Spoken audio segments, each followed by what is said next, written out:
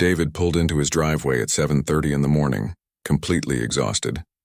He'd just finished another 12-hour shift at the medical center, where he worked as a nurse. The past few weeks had been brutal. Staff shortages meant everyone was picking up extra hours, and David had been working doubles almost every other day. All he wanted was to park his car in his garage, grab a quick shower, and get some sleep before his next shift started that evening. But as he pressed the garage door opener clipped to his sun visor, something didn't feel right. The door went up slower than usual, like it was struggling against something. When it finally opened completely, David couldn't believe what he was seeing.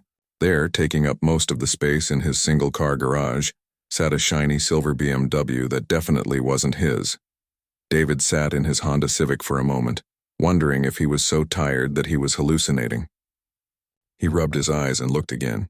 Nope, the BMW was still there. Someone had parked their car in his garage without asking. Not in his driveway, not on the street in front of his house, but actually inside his private garage. He got out of his car and walked around the BMW, looking for any kind of note or explanation. Nothing. The car was locked, clean, and looked like it had been sitting there for a while. David noticed that whoever owned this car had somehow managed to move some of his storage boxes to make room. His lawnmower had been pushed into the corner, and his bicycle was now hanging from a hook he didn't remember putting up. David had bought this house 3 years ago. It was his first home, and he'd saved for years to afford the down payment. The garage was one of the main reasons he'd chosen this particular house. As a nurse working all hours of the day and night, having a secure place to park was important to him. The neighborhood was generally safe, but having his car protected from weather and potential break-ins gave him peace of mind. He walked back to his car and noticed something else strange. His garage door opener was programmed to his specific code, but somehow this person had gotten inside. David always kept his garage door closed and locked.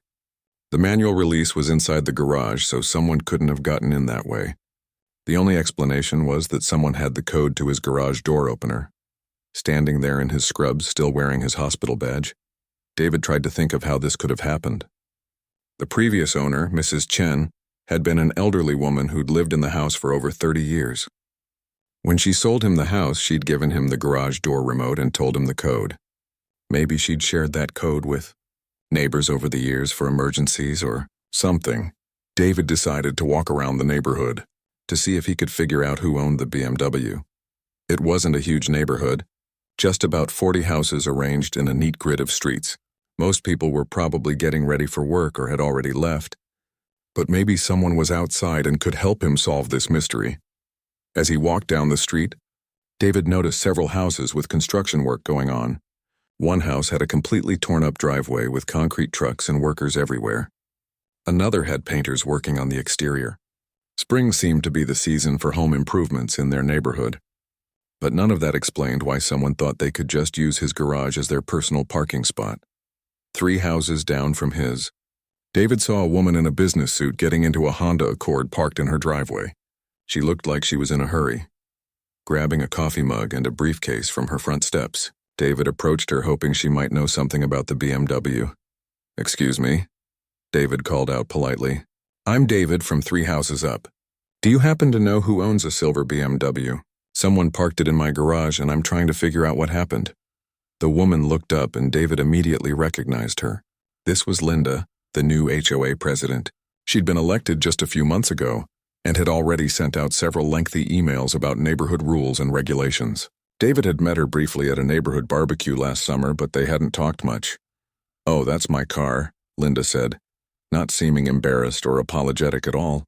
"My driveway is being repaved and I needed somewhere to park. Mrs. Chen used to let me use her garage sometimes when I had visitors, so I figured it would be fine." David stood there for a moment, processing what she'd just said. This woman had decided on her own that she could continue using his garage just because the previous owner had sometimes let her park there. She hadn't asked permission, hadn't left a note, hadn't even introduced herself as someone who might need to use his space. "I appreciate that Mrs. Chen might have let you park there before," David said, trying to keep his voice calm and professional. "But I live there now and I need my garage for my own car. How long has your car been in there?" Linda glanced at her watch and seemed annoyed that this conversation was making her late. "About a week, I think." Look, it's not a big deal. You can park in your driveway. I'll only need the garage for a few more days until my concrete work is done. A week.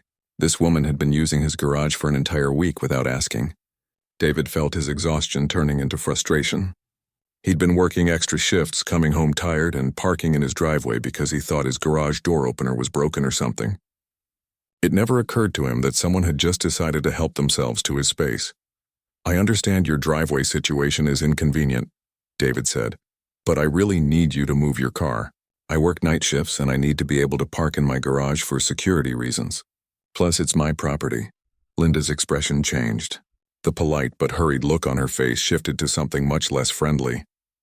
"Look, I'm the HOA president, and sometimes we need to be flexible with these things for the good of the neighborhood. Your garage was just sitting there empty most of the time anyway." David felt his heart rate pick up. This woman was actually trying to justify taking over his garage without permission by claiming some kind of HOA authority. And how did she know his garage was sitting there empty? Had she been watching his house, monitoring his schedule? Being HOA president doesn't give you the right to use other people's private property without asking, David said, his voice getting a little firmer. "I need you to move your car today." Linda slammed her car door and walked toward David. "You know what? I don't appreciate your tone. I've been part of this neighborhood a lot longer than you have, and we try to help each other out here. Maybe you need to learn how things work around here before you start making demands." David couldn't believe what he was hearing. This woman had trespassed on his property, used his garage without permission for a week, and now she was acting like he was the problem for asking her to stop.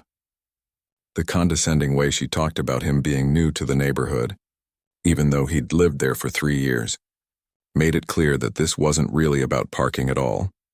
Standing there in his scrubs after working all night to help people, David realized he was dealing with someone who thought rules didn't apply to her, someone who believed that her position in the neighborhood gave her special privileges that she could just take without asking, someone who clearly didn't respect him as an equal neighbor. The exhaustion was still there, but now it was mixed with something else. David had spent his whole life working hard, following rules and treating people with respect. He'd saved money, bought his house fair and square, and tried to be a good neighbor. But apparently some people thought they could just walk all over that. Looking at Linda's defiant expression, David realized that asking nicely wasn't going to work with someone like this. David took a deep breath and tried one more time to handle this situation like a reasonable adult. Despite his growing frustration, he knew that escalating the conflict wouldn't help anyone. Maybe if he explained his position more clearly, Linda would understand why her actions were problematic. "Look, Linda, I think we got off on the wrong foot here," David said, keeping his voice steady. "I'm not trying to be difficult. I just need my garage back. I work long shifts at the hospital, sometimes coming home at odd hours, and having a secure place to park is really important to me." Linda checked her watch again and let out an exaggerated sigh. "Fine, whatever. I'll move it when I get home from work tonight. But honestly, I think you're making a much bigger deal out of this than it needs to be.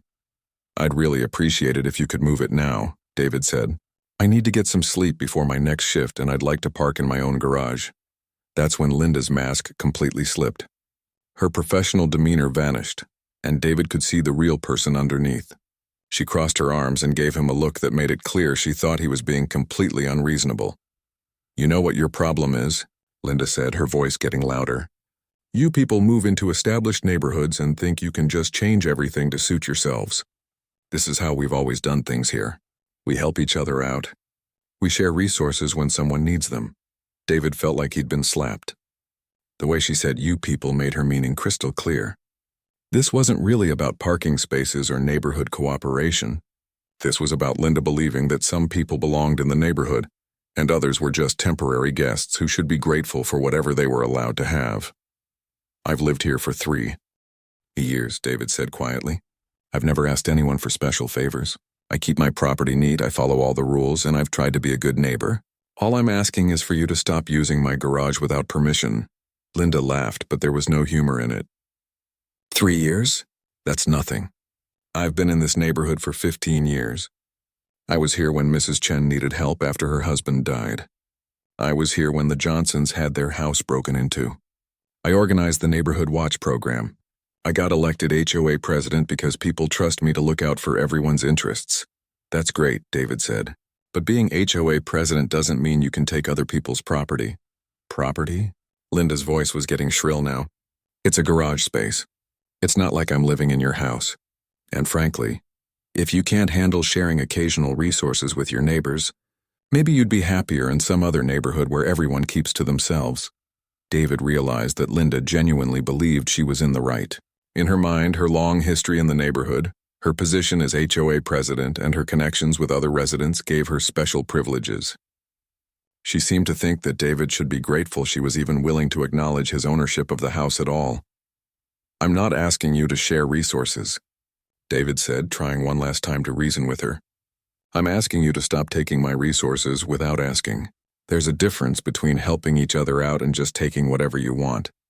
Linda stepped closer, and David could see real anger in her eyes now. "You want to know what I think? I think you're jealous. That I have authority in this neighborhood and you don't. I think you're looking for ways to undermine me because you can't stand that people listen to me and respect my judgment. This has nothing to do with HOA politics," David said. "This is about my garage. Everything in this neighborhood has to do with HOA politics," Linda snapped. "And if you think you can start making trouble for me over something this petty, you're going to find out that I have a lot more support here than you do." David felt a chill run down his spine. Linda wasn't just refusing to move her car. She was threatening him. She was making it clear that if he continued to push this issue, she would use her position as HOA president to make his life difficult. "Are you threatening me?" David asked. "I'm informing you of how things work around here," Linda said. "Good neighbors don't cause problems over minor inconveniences. Good neighbors understand that sometimes we all have to make small sacrifices for the greater good of the community." "Using someone's garage without permission isn't a small sacrifice," David said. "It's theft of services." Linda's face turned red. "Theft? Are you accusing me of being a criminal? Over a parking space? I'm saying that using someone else's property without permission is wrong, whether you're HOA president or not." Linda pulled out her phone and started typing furiously. "We'll see about that. I'm documenting this entire conversation. Your hostile attitude, your accusations, your complete unwillingness to work with longtime neighborhood residents. This is exactly the kind of behavior that disrupts community harmony." David watched her typing and realized that Linda was creating her own version of events. In her report, she would probably be the victim being harassed by an unreasonable new resident who didn't understand neighborhood traditions. "What are you going to do with that?" David asked. "I'm filing a formal complaint with the HOA board about your disruptive behavior," Linda said. "And I'm going to recommend that we review your compliance with all neighborhood covenants to make sure you're not violating any other community standards." David felt his stomach drop. He'd bought his house legally and followed every rule he knew about. But HOA boards could be incredibly petty when they wanted to be. They could fine residents for having grass that was too long, mailboxes that were the wrong color, or holiday decorations that stayed up too long. If Linda really wanted to make his life miserable, she probably could. "So let me understand this," David said slowly. "You're threatening to use your HOA position to harass me because I asked you to stop using my garage without permission? I'm protecting this neighborhood from residents who don't understand how to be good neighbors," Linda said. "And frankly, your attitude is exactly what I'd expect from someone who clearly doesn't fit in here." There it was. The thing Linda had been dancing around finally came out directly. David didn't fit in this neighborhood. Despite owning his house, working a respectable job, and following all the rules, Linda had decided he didn't belong. "I need you to move your car," David said one final time. "I'll move it when I'm good and ready," Linda said, and not a moment before. "If you don't like it, you can file a complaint with the HOA board." "Oh wait, I am the HOA board." Linda got back into her Honda and slammed the door. She rolled down her window as she started the engine. "And another thing," she called out, "I'd be very careful about making enemies in this neighborhood if I were you. People talk. Word gets around. It would be a shame if you developed a reputation as a troublemaker." With that, Linda drove off, leaving David standing in the street in his scrubs, completely stunned by what had just happened. In the span of 15 minutes, asking someone to stop using his garage without permission had turned into threats, accusations, and barely concealed discrimination. David walked slowly back to his house, his mind racing. Linda had made it clear that she had no intention of moving her car voluntarily. She'd also made it clear that she planned to use her position as HOA president to retaliate against him for challenging her authority, and worst of all, she'd made it obvious that she didn't think he belonged in the neighborhood at all. Standing in his driveway, looking at his closed garage door with Linda's BMW still inside, David realized that being polite and reasonable wasn't going to work with someone like Linda. She didn't respect him as a neighbor, didn't respect his property rights, and didn't think normal rules applied to her. David had always tried to avoid conflict. He'd worked his way through nursing school, saved money to buy his house, and built a quiet, stable life for himself. He wasn't the type of person who looked for fights or drama, but sometimes, David thought, people pushed you into corners where you had to push back. Linda had made the rules very clear. She thought she could take whatever she wanted because of her position in the neighborhood. She thought she could threaten him into submission because she had more connections and more power. She thought he would just accept being treated as a second-class resident because fighting back would be too risky. But Linda had made one crucial mistake. She'd underestimated who she was dealing with. David might be quiet and polite, but he was also someone who'd worked double shifts for weeks without complaining, who'd handled medical emergencies under pressure, and who'd overcome plenty of obstacles to get where he was. And right now, David was tired, frustrated, and completely done with being pushed around by someone who thought her position gave her the right to treat him however she wanted. It was time to teach Linda a lesson about what happened when you messed with the wrong person. David stood in his driveway for a few minutes after Linda drove away, his mind processing everything that had just happened. The exhaustion from his 12-hour shift was still there, but it was now mixed with something else entirely. A cold, calculating anger that he rarely felt but recognized as dangerous when it appeared. He'd been raised to respect authority, follow rules, and treat people fairly. His parents had taught him that working hard and being polite would eventually pay off. For the most part, that philosophy had served him well. But standing there looking at his closed garage door with someone else's car trapped inside, David realized that some people only understood one kind of language. Linda had made several critical mistakes in their conversation. First, she'd made it clear that she had no intention of respecting his property rights. Second, she'd threatened to use her HOA position to retaliate against him. And third, she'd shown her true colors by making it obvious that she didn't think he belonged in the neighborhood. But her biggest mistake was assuming that David would be too intimidated to fight back. David walked into his house and immediately felt the quiet calm that always helped him think clearly. His house was his sanctuary, the one place where everything was exactly as he wanted it. Clean, organized, and peaceful. He'd worked too hard for this little piece of the American dream to let someone like Linda take it away from him. He sat down at his kitchen table with a cup of coffee and started thinking through his options. He could call the police, but Linda was probably right that they'd consider this a civil matter. He could file a complaint with the HOA board, but Linda was the HOA board. He could try talking to other neighbors, but Linda had 15 years of relationships in the neighborhood while he was still relatively new. Or he could do something that Linda would never expect from someone she clearly saw as weak and powerless. David opened his laptop and started researching property law. As a nurse, he was used to looking up medical information and understanding complex documentation, so legal research wasn't too different. After about an hour of reading, he had a pretty good understanding of trespassing laws, property rights, and what constituted unauthorized use of private property. What Linda had done was definitely illegal. She'd entered his garage without permission and left her property there without consent. The fact that the previous owner might have given her permission was irrelevant because he was the current owner. David owned that garage space and Linda had no legal right to use it. But more importantly, David realized he had something that Linda didn't know about. He had complete control over access to his garage. Linda's car was locked inside, and only David could let it out. A slow smile spread across David's face as the perfect plan began to form in his mind. David picked up his phone and called his supervisor at the hospital. He'd been working so many extra shifts lately that he'd accumulated almost 3 weeks of vacation time. He rarely took time off because he enjoyed his work and needed the money, but he definitely had the leave available if he wanted to use it. "Hey Janet, it's David," he said, when his supervisor answered. "I know this is short notice, but I need to take some vacation time starting tomorrow." "Is that possible? How much time are you thinking?" Janet asked. And is everything okay? You sound different. I'm fine, just need a break, David said. Maybe 10 days. I've been working a lot of doubles lately and I need to recharge. David, you've got the vacation time saved up and honestly, you've been covering so many shifts that the rest of us probably owe you favors. Take the time. We'll figure out the schedule. Thanks, Janet. I'll send you an email with the formal request. After hanging up, David sat back and thought through the rest of his plan. Linda expected him to be intimidated by her threats and her position in the neighborhood. She expected him to back down and accept that she could use his garage whenever she wanted. She expected him to be too afraid of retaliation to stand up for himself.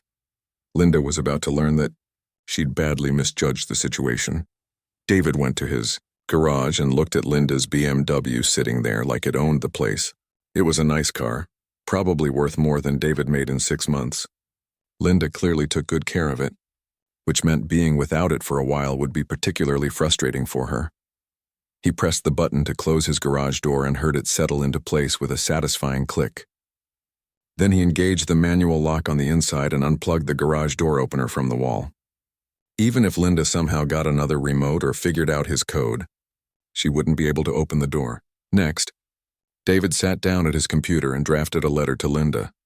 He wanted everything documented properly, both for legal reasons and because he knew Linda would probably try to twist the situation to make herself look like the victim. The letter was polite but firm. David explained that Linda's vehicle was currently secured on his private property without permission, which constituted trespassing under state law. He noted that he had asked her to remove the vehicle and she had refused. He explained that the vehicle would remain secured until she provided a written apology acknowledging that she had trespassed and a commitment that she would never use his property without permission again. David researched how to send certified mail and found a post office that was open late. He wanted Linda to receive the letter through official channels, so there would be a paper trail of exactly what he'd requested and when. But before he sent the letter, David had one more thing to take care of. He called his sister Rachel, who lived about 2 hours away in the next city over. Hey Rachel, this is going to sound weird, but can I come stay with you for a week or so? I'm having some neighbor drama and I think it would be better if I wasn't around while things settle down. Of course, Rachel said immediately. But neighbor drama? You're like the most peaceful person I know. What happened? David explained the situation, and Rachel listened with growing amazement and outrage. So this woman just decided she could use your garage without asking. And when you told her to stop, she threatened to use her HOA position to make your life miserable, Rachel summarized. That's about right. And now you've locked her car in your garage and you're going to disappear for 10 days? That's the plan. Rachel was quiet for a moment, then started laughing. David, I am so proud of you right now. This Linda person has no idea who she messed with, does she? I don't think she does. Come on over. I'll make up the guest room. This is going to be the most interesting week we've had in years. David packed a bag with enough clothes for 10 days, made sure his house was secure, and drove to the post office to send Linda's letter via certified mail. The postal worker explained that Linda would have to sign for the letter, so there would be official documentation that she'd received it and when.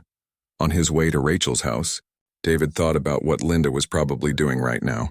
She was at work, completely unaware that her car was now trapped and that David had vanished. She probably expected to come home, get her car out of his garage, and continue using it for as long as she wanted. She probably thought their morning confrontation had ended with her firmly in control. Tomorrow morning, Linda was going to get a very unpleasant surprise. David had never been the type of person who enjoyed conflict or drama. He preferred quiet solutions and avoiding confrontation whenever possible. But Linda had pushed him into a corner and then threatened him when he tried to stand up for himself. She'd made it clear that she thought he was powerless and that she could treat him however she wanted. Linda was about to discover that underestimating people could be a very expensive mistake. The best part of David's plan was that it was completely legal. Linda had trespassed on his property and refused to leave when asked. David had every right to secure his garage and his property. He wasn't destroying her car or doing anything to harm it. He was simply making it unavailable to her until she agreed to respect his property rights. And by taking vacation time and staying at his sister's house, David was making sure that Linda couldn't pressure him, threaten him, or try to manipulate him into giving in. She would have to deal with the consequences of her actions without being able to take her frustration out on him directly. As David drove toward Rachel's house, he felt something he hadn't experienced in a long time, a sense of personal power and control. For 3 years, he'd been the quiet, polite neighbor who followed all the rules and never caused trouble. But Linda's behavior had shown him that sometimes being polite just invited people to walk all over you.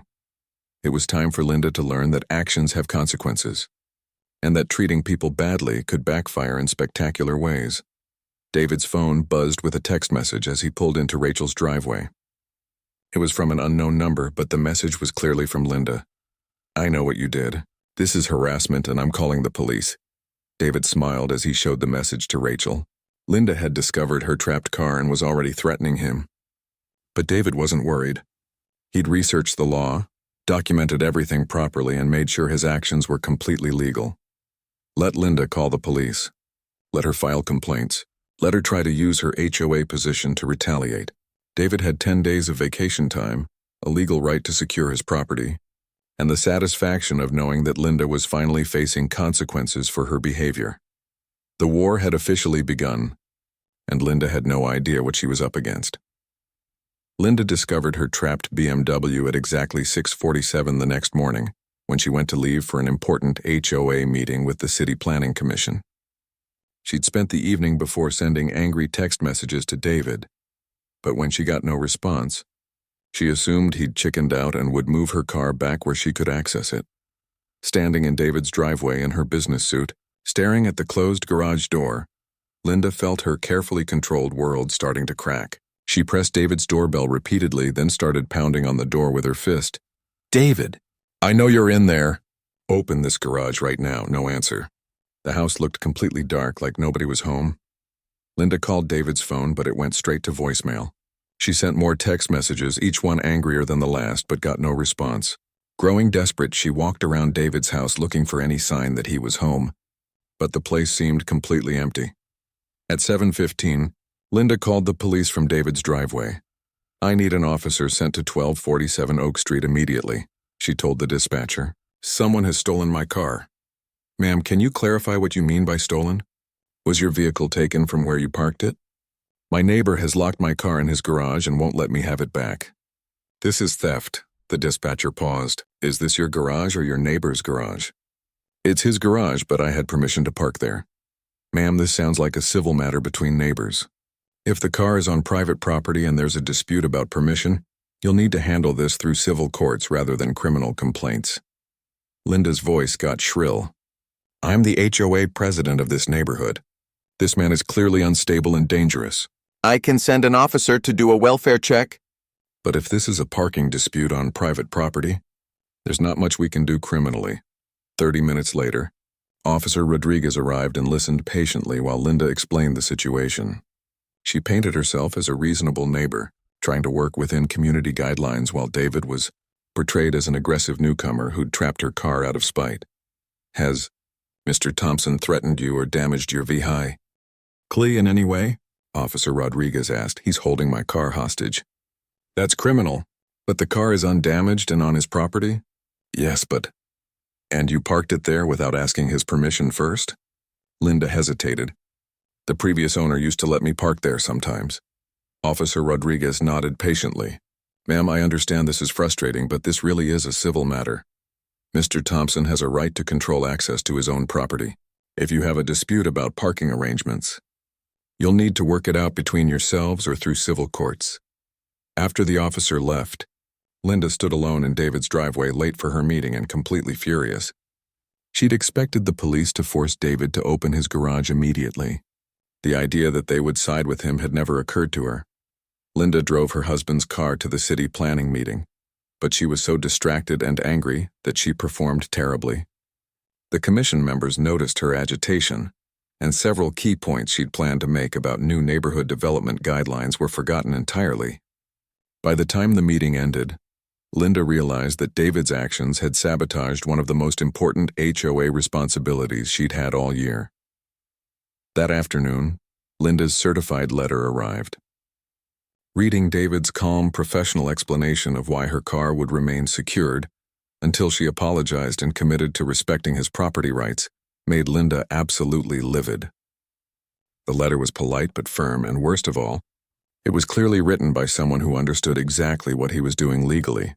Linda immediately called her husband, Mike, who worked as a corporate lawyer downtown. "Mike, I need you to draft a legal letter demanding that David release my car immediately. This is harassment and theft, and I want him prosecuted."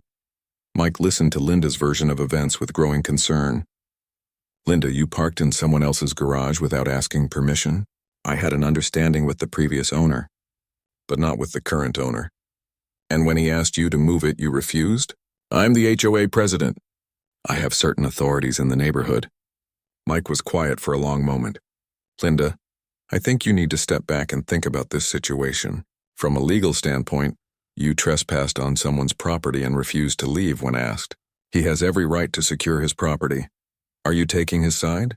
I'm telling you that if this goes to court, you're not going to win. And if David decides to press trespassing charges against you, you could face real legal consequences."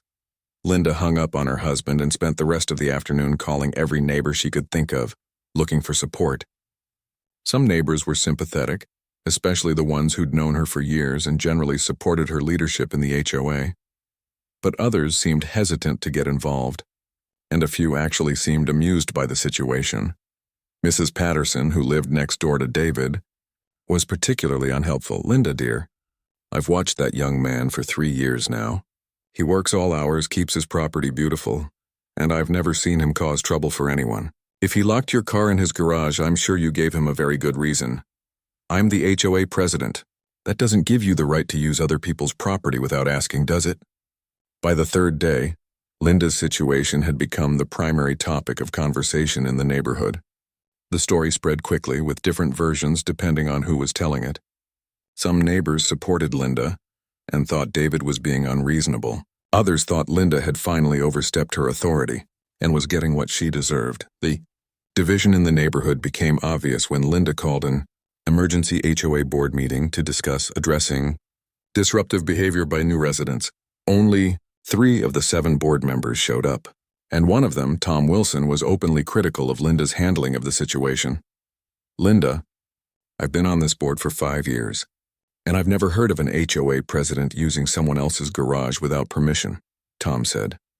"If anything, we should be talking about whether your actions reflect poorly on the HOA's leadership." "Are you questioning my authority?" Linda demanded. "I'm questioning your judgment." The meeting fell apart when Linda stormed out after Tom suggested that maybe she should apologize to David and move on. By day 5, Linda was desperate. She'd been borrowing her husband's car, but he needed it for work, and she was tired of explaining to everyone why she didn't have her BMW. She'd missed 2 important HOA-related appointments and had to reschedule a meeting with the neighborhood landscaping company. Linda tried one more approach. She drove to David's house and left a note that was intended to sound reasonable and conciliatory. "David, I think we've both let this situation get out of hand. I'm willing to forget your inappropriate behavior if you'll release my car immediately. As neighbors, we should be able to work together. Linda." The note disappeared from David's door, but there was still no response and no sign that David was even around. On day 6, Linda cracked. She called a locksmith and asked him to break into David's garage. "Ma'am, I can't break into someone else's garage," the locksmith explained. "That would be breaking and entering. If this is your garage, I'll need to see proof of ownership. It's not my garage, but my car is inside. Then you need to work it out with the garage owner. I'm not getting involved in neighbor disputes." That evening, Linda stood in her backyard and seriously considered climbing over David's fence to try to get into his garage through a window. But she realized that would definitely be breaking and entering, and Mike had already warned her that her legal position was weak. By day 7, cracks were showing in Linda's support network. Several neighbors who'd initially been sympathetic were starting to question why she'd parked in David's garage without asking in the first place. The HOA board was openly divided, with some members suggesting that Linda should step down if she couldn't handle neighborhood conflicts more professionally. The final blow came when Mrs. Chen, the previous owner of David's house, heard about the situation and called Linda directly. "Linda, I heard about what's happening with the new owner of my old house," Mrs. Chen said. "I want you to know that I never gave you permission to use that garage whenever you wanted. I let you park there once during a snowstorm, and maybe one other time when you had extra guests, but I certainly didn't give you ongoing access to use it as your personal parking space." Linda felt her world tilting. "But you said—" "I said you could park there if there was ever an emergency and you asked first. I never said you could just use it whenever you felt like it without asking the new owner." After Mrs. Chen hung up, Linda realized that her entire justification for using David's garage had been based on a misunderstanding. She'd convinced herself that she had some kind of ongoing arrangement, but the truth was that she'd just decided to take what she wanted because she thought David wouldn't have the courage to stop her. Sitting in her kitchen on the 7th evening, using her husband's laptop because her own was in her locked BMW, Linda finally admitted to herself that she'd made a terrible mistake, not just in parking in David's garage, but in how she'd handled the confrontation when he asked her to stop. She'd let her pride and her position as HOA president convince her that she was above normal rules. She'd treated David like he was less important than her, less deserving of respect and less entitled to his own property rights, and now she was paying the price for that arrogance. The question was whether she was willing to swallow her pride and give David what he'd asked for from the beginning: a simple apology and a commitment to respect his property. Linda looked at the blank piece of paper in front of her and realized that 7 days ago, writing a simple apology note would have solved everything. Now, after a week of escalation and neighborhood drama, she wasn't sure if David would accept an apology even if she offered one. But she was running out of options, and David had made it clear that he could wait her out for as long as it took. On the 8th morning, Linda sat at her kitchen table staring at a blank piece of paper, trying to figure out how to write an apology letter without completely destroying her pride. She'd spent the previous evening on the phone with her husband, who'd made it clear that her options were running out. "Linda, you need to end this," Mike had said. "Your BMW payment is due next week, and you can't even drive the car to make sure it's running properly. More importantly, the entire neighborhood is talking about this, and not in a good way." Linda knew he was right. 3 more neighbors had called to express concerns about her leadership as HOA president. Tom Wilson had scheduled a board meeting for the following week to discuss recent conflicts of interest and professional conduct issues. The writing was on the wall that her position in the neighborhood was crumbling. But what really bothered Linda was the growing realization that David had outplayed her completely. She'd expected him to back down after a day or two of inconvenience. She'd assumed he would be too intimidated by her threats and too worried about retaliation to maintain his position. Instead, he'd disappeared entirely, leaving her to face the consequences of her actions without being able to pressure him directly. Linda started writing several different apology letters, but each one felt wrong. Some were too casual, others were too formal, and all of them required her to admit that she'd been completely wrong about everything.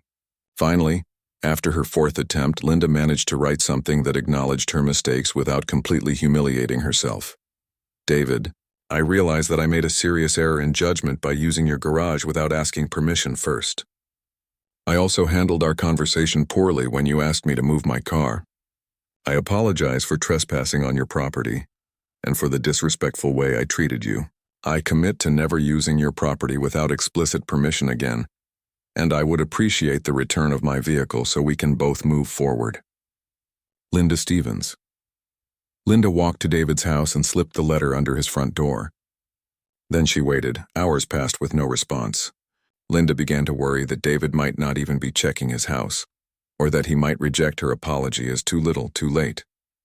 She'd heard that some neighbors thought David was staying with family in another city, which would explain why no one had seen him for over a week. That afternoon, Linda was surprised to see David's Honda Civic pull into his driveway. She watched from her window as he got out, picked up her letter from his doorstep and read it right there in his driveway. David looked toward Linda's house, clearly knowing she was watching, and gave a small nod before going inside. 20 minutes later, Linda heard the sound of a garage door opening. She rushed outside and saw her BMW sitting in David's driveway, keys on the roof, completely undamaged but clearly having sat unused for 8 days. Linda felt a mix of relief and humiliation as she started her car and drove it back to her own driveway. Her ordeal was over, but the damage to her reputation and her position in the neighborhood was just beginning to become clear. The next evening, Linda attended what would be her final HOA board meeting as president. Tom Wilson had called a special session to address recent leadership concerns, and 5 of the 7 board members attended. Linda tried to control the narrative by framing her conflict with David as a misunderstanding that had been blown out of proportion. Sometimes neighbors have different perspectives. On community cooperation, Linda said, I think we've all learned valuable lessons about communication.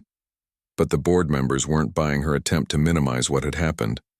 Linda, you used someone's private property without permission and then threatened to retaliate against them when they objected, said board member Janet Cruz.